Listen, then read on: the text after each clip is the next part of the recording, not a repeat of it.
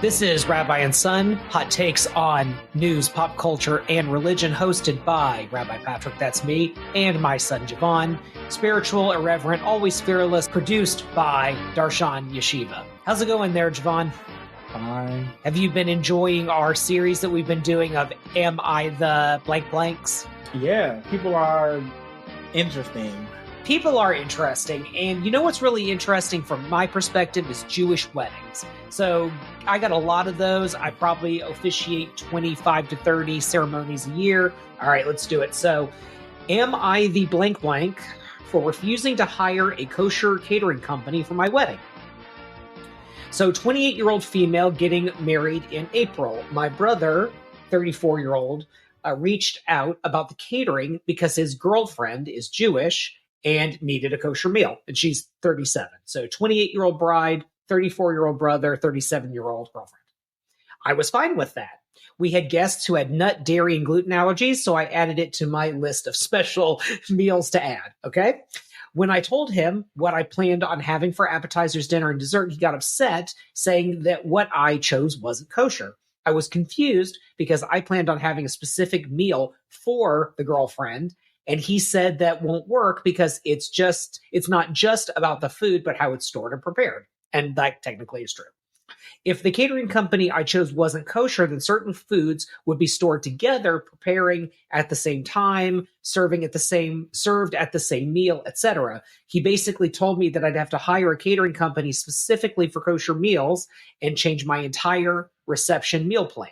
I'm not doing that. I plan to have a seafood bar, which I think she means like shellfish and stuff like that, which is a big no-no for kosher diets, among several other foods I couldn't have at my wedding anymore. Just about every food I planned, all my favorites, I wouldn't be able to have. Plus, I looked into it, and a catering company like that would raise my catering bills by thousands. I told my brother I was sorry, but I couldn't do that, or I wouldn't do that. He got angry, saying that I'm purposefully excluding his girlfriend, and when I suggested she bring a separate meal, instead he got even more mad, saying that it was horrible of me to expect that of her.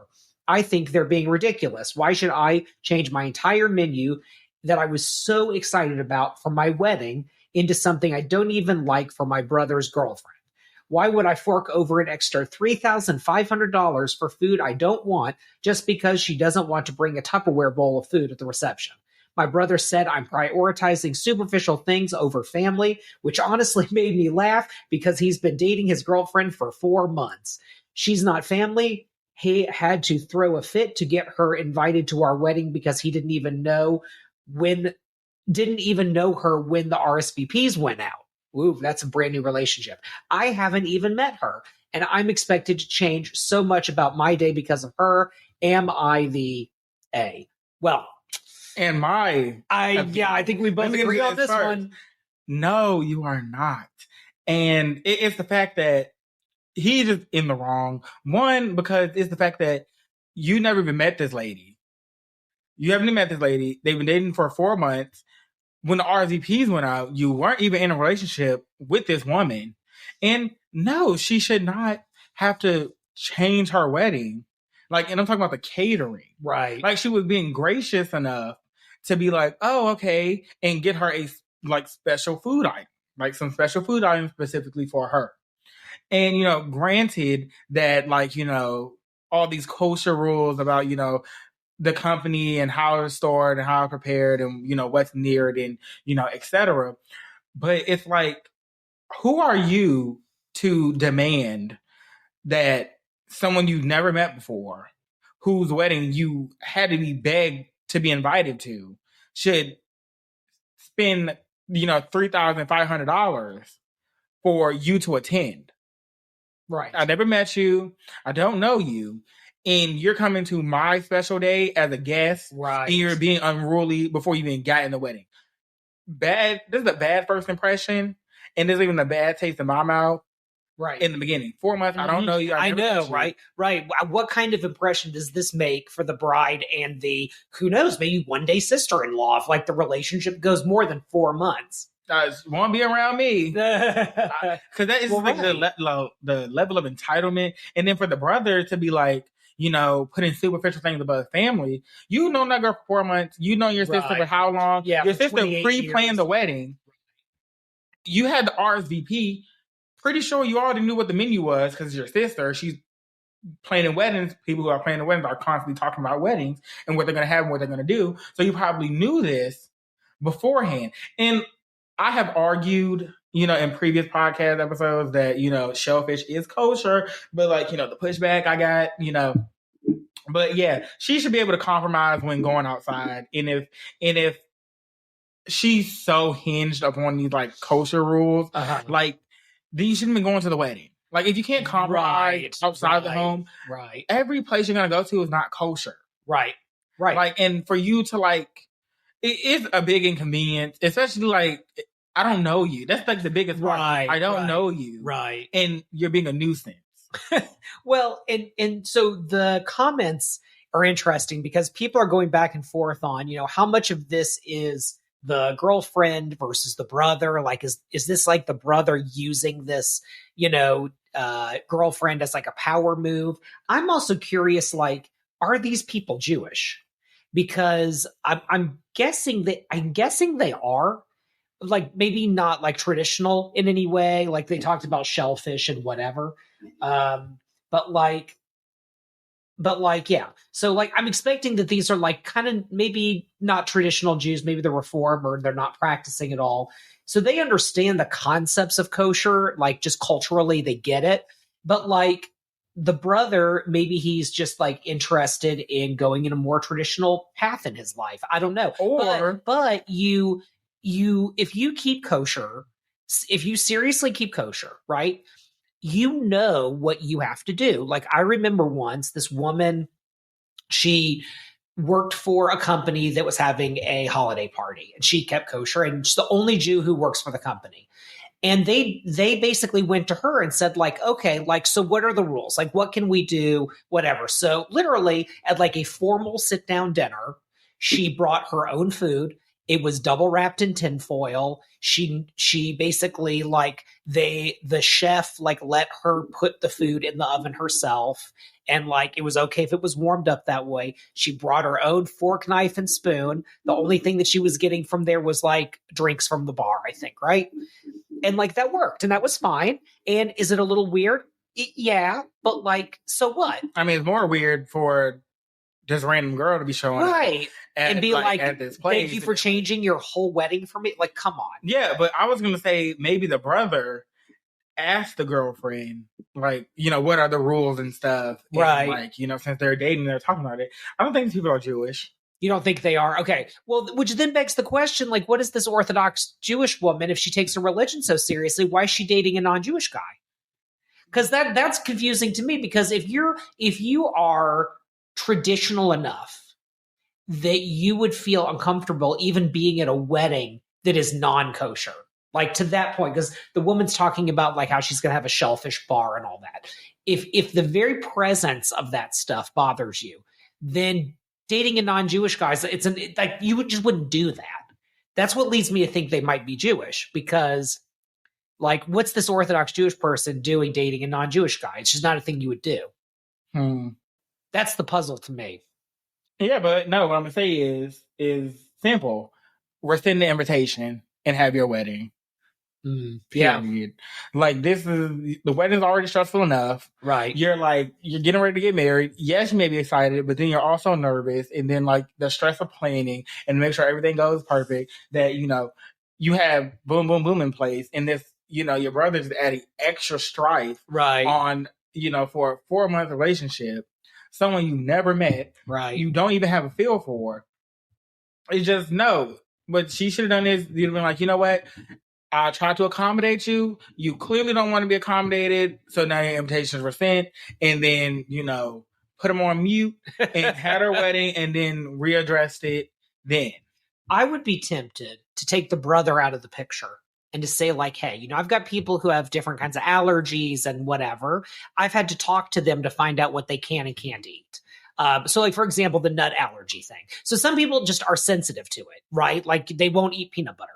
But like, if there's a peanut butter like cake, let's say, sitting next to a fruit tart, is it okay? Can they just eat the fruit tart? Or is it the very presence of the allergen that's going to cause them to go into anaphylactic shock? So I'd be tempted to say, if I'm, this woman, I would be tempted to say, hey, look, your girlfriend, like, this is a real serious thing.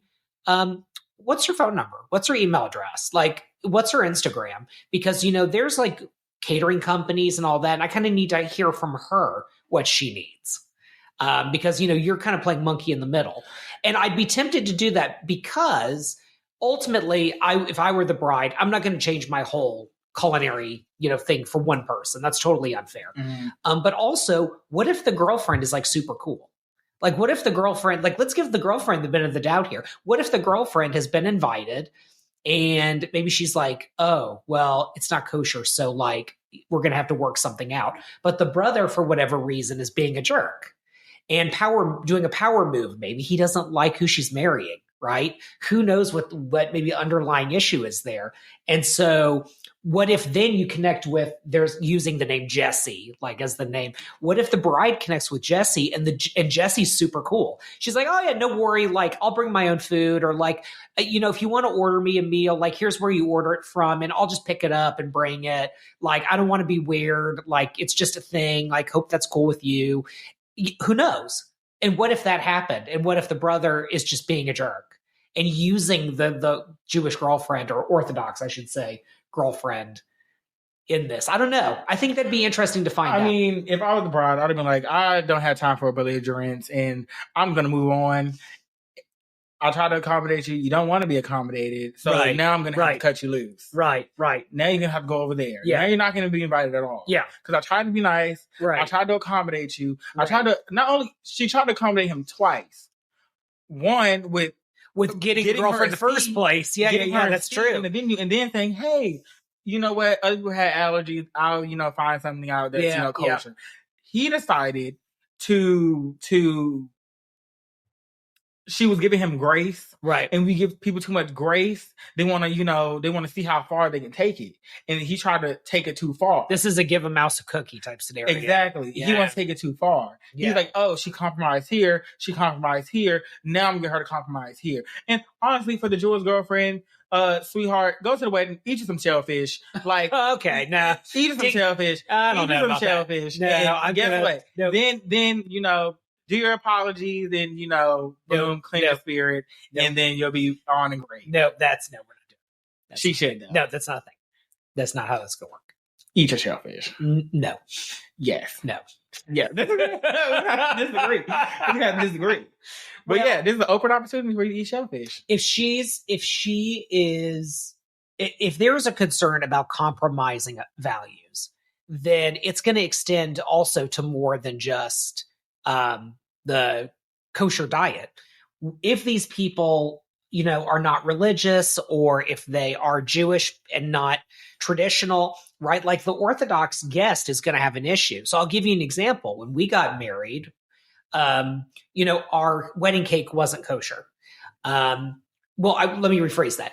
It was ingredient kosher, but it wasn't in the kosher bakery. It was at a different grocery store, same company, but it was the non-kosher one. Okay. Mm-hmm. So then we had Orthodox guests that were going to come. It was easy because it's the same cake either way. Because it's like a huge company. So we were like, okay, we'll move, instead of having it baked at the one location, we'll have it baked at a different one that's like maybe 3 or 4 more miles away. So like slightly more annoying, but like kind of so what. So we had it baked there instead. And then everyone can have it. Well, they ended up not eating any of it. And the reason they didn't eat any of it, I suspect, is that they didn't know whether it would be kosher or not. And I didn't bother to tell them. Like, I didn't bother to make a point at our wedding of saying like, hey guys, everything here is kosher. And they knew our wedding wasn't Orthodox, so they didn't come for the ceremony. They just came to the reception. Exactly, like good friends should, and they, took their lead. And exactly, yeah, and that's perfect. That's fine. And at the time, I remember being annoyed by it, by being like, I've made these accommodations, but actually they did the right thing, because also my friend like even said like, oh, I'm sorry that I'm late, like, and I couldn't bring my wife because like we needed someone to watch the kids, and it was just a whole thing. Mazel tov, you guys. I'm so glad. Thank you for inviting me. And at the time, I wanted to be like, I got a separate cake. You know what? And I didn't. I just got it baked somewhere else. It was the cake we wanted.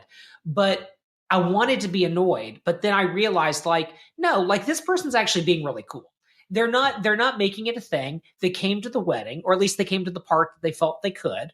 And they're being super supportive and would have us over for dinner at their house and called me rabbi. Like, it was a super cool relationship. They just had boundaries. And now that I'm more mature than I was at the time, I can respect it. No, I see what you're talking about, but you're talking about a cake versus a meal. Right. And the cake, at the end of the day, you're like, that's a cake. Like, you had it, like, you know, switched. And like, but this is different. This is a whole other scenario. Yeah, no, what it should be, if this is really like, let's imagine this is I have a hard time believing these people aren't Jewish, because the Orthodox thing, whatever, like if it's a Christian wedding or if it's a non-religious wedding, I would think that the Orthodox Jewish guest would actually be uncomfortable with that too.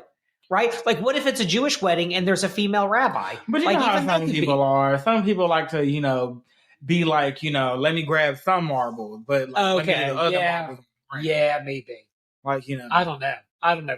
But no, don't change your whole wedding for this one guest. Reach out to her. Reach out to this person to find out what they're about. Yeah, and if they feel are, you know, super difficult, then you know what you got to do. Yeah, kind of.